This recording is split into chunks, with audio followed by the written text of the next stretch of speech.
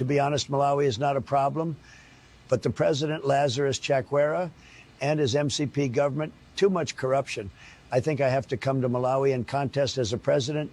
Maybe it will be what they set out to do. So what's the experience in Malawi? What can you share with others here in the room? What has worked? What are some of the remaining challenges? No, thank you very much, and good morning all. So I come from Malawi. It's a country in South Central Africa, and it's a country that has experienced corrosive effects of corruption for decades. I was appointed as Director General of Anti-Corruption Bureau in 2021, and I was appointed by a government that came on the platform of anti-corruption, a lot of anti-corruption messaging during the campaign. And so realizing that governments in, governments out have spoken about corruption, how they're going to end corruption, and also acknowledging the fact that each and every government has, to an extent, yes, tried to do something, but it failed. Good afternoon, everyone from London, United Kingdom. Welcome to my channel. Today we are going to talk about Malawi news and politics.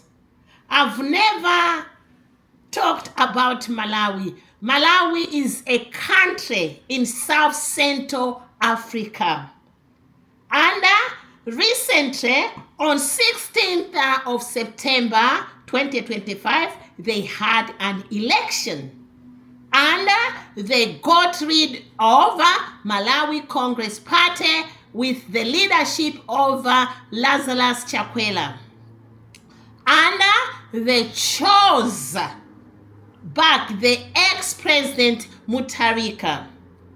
Now, today is not about the election, but it's about going back to the regime of Malawi Congress Party and Dr.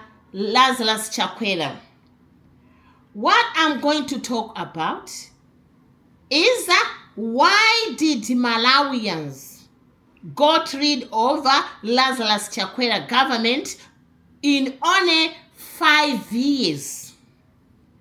And before I say that, I'll play a video, a speech by Donald Trump, where he called Malawi government corrupt government. And also after that, I'm going to play a video by the former Director General of Anti-Corruption Bureau in Malawi, who attended a meeting and declared that Malawi is indeed a corrupt country. But, as I said, this is the outgoing government. Towards the end of this, I'm going also to talk about Malawi government, the outgoing government, who banned export of precious minerals and gemstones with the aim of enhancing the economic growth of the country. But did it work? We are going to discuss this together. Don't forget to subscribe, like, comment, and share as you listen to these two speeches. What they set out to do. So what's the experience in Malawi? What can you share with others here in the room? What has worked? What are some of the remaining challenges? No, thank you very much, and good morning all. So I come from Malawi. It's a country in South Central Africa, and it's a country that has experienced corrosive effects of corruption for decades. I was appointed as Director General of Anti-Corruption Bureau in 2021, and I was appointed by a government that came on the platform of anti-corruption, a lot of anti-corruption messaging during the campaign. And so realizing that governments in, governments out have spoken about corruption, how they're going to end corruption, and also acknowledging the fact that each and every government has, to an extent, yes, tried to do something, but it failed miserably, especially in the area where, when it's the government that is in power, the expectation is that the Anti-Corruption Bureau or Commission or agency should not deal with the corruption that is happening at that time. In other words, you do not attack the hand that feeds you. You know that.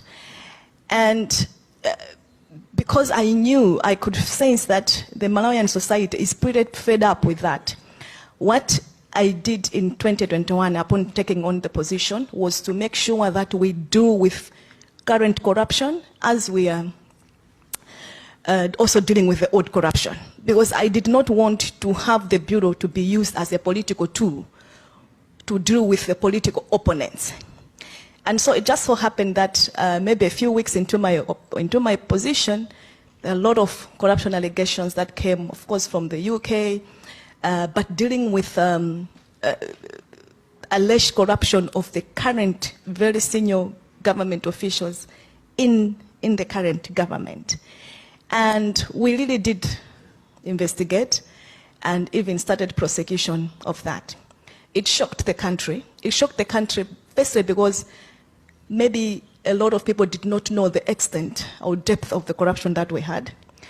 But secondly, because it had never happened that the Anti-Corruption Bureau could actually handle corruption of sitting senior members of government. And here we are not talking of small people. We are talking of the sitting vice president of the country. We are talking of the former Inspector General of Police. We are talking of very senior officials in the government at that time. Another thing that really worked at that time was that, as I said, it was just a government that had just come into power and on the platform of anti-corruption messaging. And because of that, there was a space of political will where you can actually do this work. But you also know that that space is usually very small and narrow. It's not there forever, and such that if you do not utilize it at that particular time, it goes very fast. And I think I can safely say that it's no longer there. But the fact is we did it. And during that time, because we managed also to break down the messaging to the people of Malawi, to the local Malawians, to understand what this corruption is all about, how it's impacting them. At the time when the political will was somehow getting smaller, because the public knew what we are doing, the space of political will was actually filled up by public support. To an extent that even when probably my life was in danger, the Bureau's existence was even in danger, the public was with us. The public knew what was happening. The public knew that we were working for them. And this is probably the very first time that I personally felt very comforted by the public. But going further, what we have also discovered is that, as I said, the space is usually very narrow and very small. Without allies within the government system, probably wouldn't been able to do what we did. We had allies in the same government system. Despite that, there were others that were pushing back on our work. We had CSOs who were always talking and supporting the Bureau, and me personally, because being the head, it meant that I took the backlash of so many things that come out of doing the work that we do.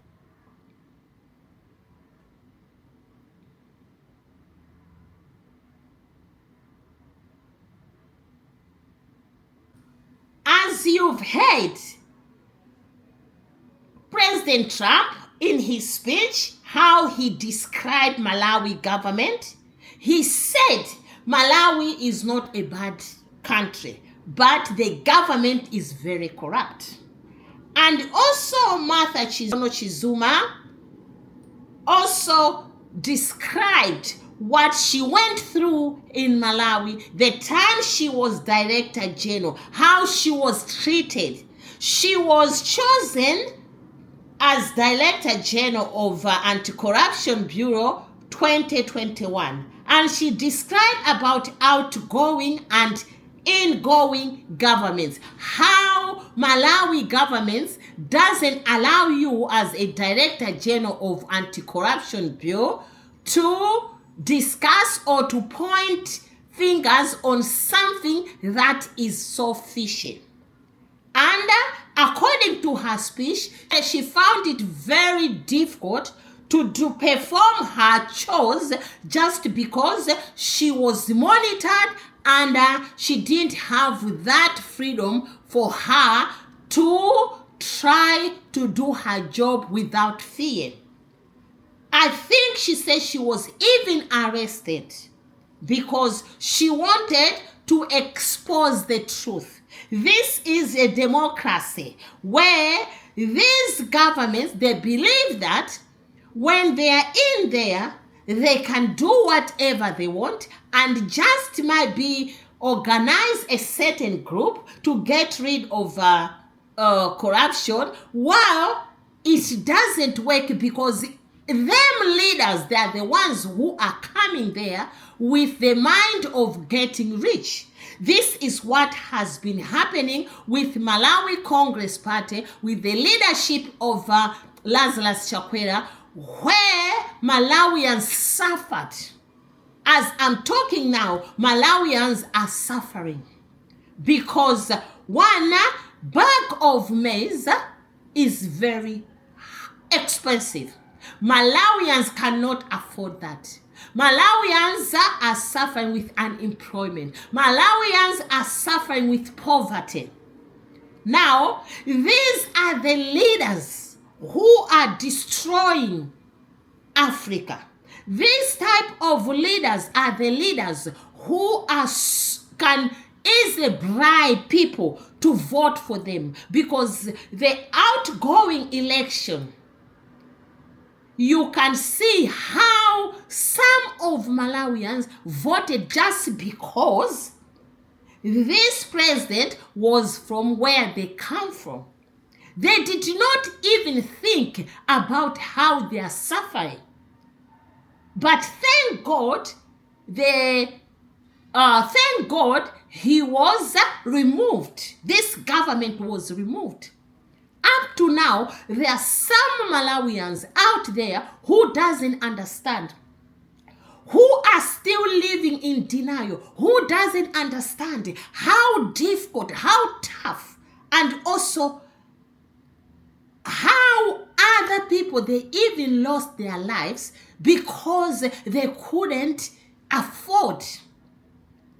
They don't understand how a local Malawian in a village is suffering, because these leaders are so greedy. They come there like they are saints. They come there with promises. They come there to deny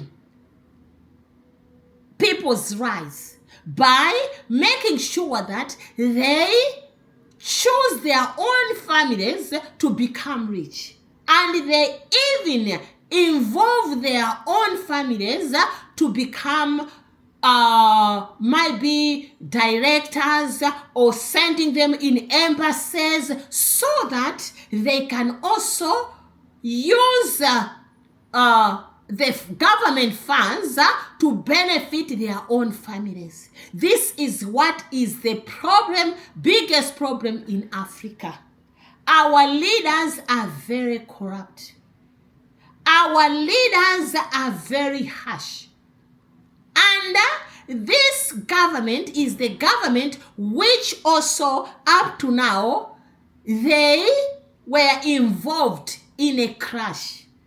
I'm not going to say much about that because I'm expecting might be the new government to investigate where 8 innocent lives died just because sometimes us Africans, it's like when you see that someone behind you is challenging you, the only thing they do is to get rid of that person. This is what is happening. Now I'm going to play videos of Malawi government confirming that they banned the export of minerals and gemstones with an aim to enhance the economic growth. Will the new government continue with this? But is it going to help poor Malawians? Because the previous government did not think about the people of Malawi. If they banned, I've seen countries like Botswana, I've seen countries like Ghana, I've seen countries like Burkina Faso, I've seen countries like Namibia where they ban the export of minerals, but you can see their countries are developing and they are providing jobs for their people and also eradicating poverty. But it did not work for Malawi government because this government was really corrupt.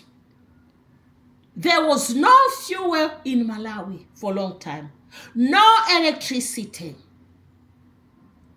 Malawians has suffered. But anyway, God of Malawi listened to Malawians by choosing the new government. But are they going to perform? Guys, I'm here. I'll continue. If I see something, I'll continue to come here and talk about it. I'm just a content creator who is into news and politics, so I'll come here and talk about it without any fear.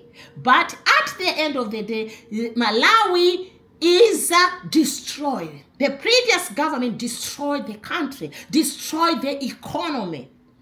It will take some time for the new government to try to amend that. Is it going to happen? Will Malawians give time to the new government?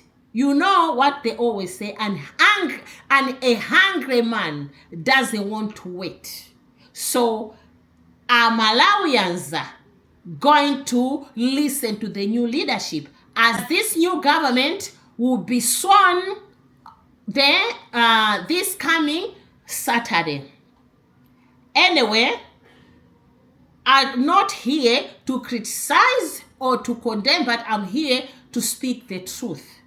So you've heard these videos, as they said, about corruption. Malawi bans export of precious minerals and gemstones with aim to enhance the economy's growth. Malawi has banned the exports of gemstones and precious minerals. It has also stopped issuing new mineral export licenses and permits to companies. This is to enhance its regulatory framework and boost the country's economic growth. The move came after the country's Vice President, Michael Usi, reportedly ordered to review all the existing contracts. This followed revelations that precious gemstones were reportedly being exported at undervalued prices and was costing the government millions in lost revenue. Now, Malawi has significant mineral deposits of uranium, rubies, sapphires, bauxite, coal, graphite, rare earth minerals, phosphates and limestone. But unlike its neighbours, the Southern African nation has yet to maximize its full potential. Malawi's minerals industry has reportedly contributed only 3.5% to the national income in 2023, while it accounts for only about 1% of the country's GDP. The Southern African country has relied mainly on agriculture, with tobacco being its biggest source of foreign exchange. But in recent years, landlocked Malawi has sought billions of dollars in unpaid taxes and royalties from foreign companies. Since mid-2022, it has demanded over $309 billion from Columbia Gem House, a US-based gemstone company. This is to compensate for the rubies exported from Malawi over the past decade. The IMF has said that the amount claimed from the US company is nearly 30 times the debt-laden country's GDP. According to the World Bank, if Malawi capitalizes on the growing demand for green minerals such as graphite and titanium, its mining sector could generate up to $30 billion in exports between 2026 and 2040, which could help it uplift its population out of poverty. But will the Malawian government do so? Only time will tell. You've heard about Malawi government banning export of minerals. Do you believe that it worked? Or else, where is the money? Where are the funds? Where is the money they collected after they banned? Who is Malawi neighbor? And they ban export of gold. But you can see how Tanzania economy is booming. You can see how Tanzania is growing. Development everywhere. And they are just neighbors. Is it that money wasn't there? They just stopped and kept the minerals without any buyers. This is the question I'm going to ask you and you and you. And you Malawians, what do you think? Will the new government think about Malawians? Because I give this previous government a credit for banning minerals. But at the end of the day, it did not help Malawians because Malawians continue suffering and suffering. What do you think? Drop a comment. Thank you very much for watching and thank you very much for subscribing to this channel. Thank you, thank you. God bless you abundantly. Shower your auntie with love. Thank you abundantly. Ciao, ciao. Bye.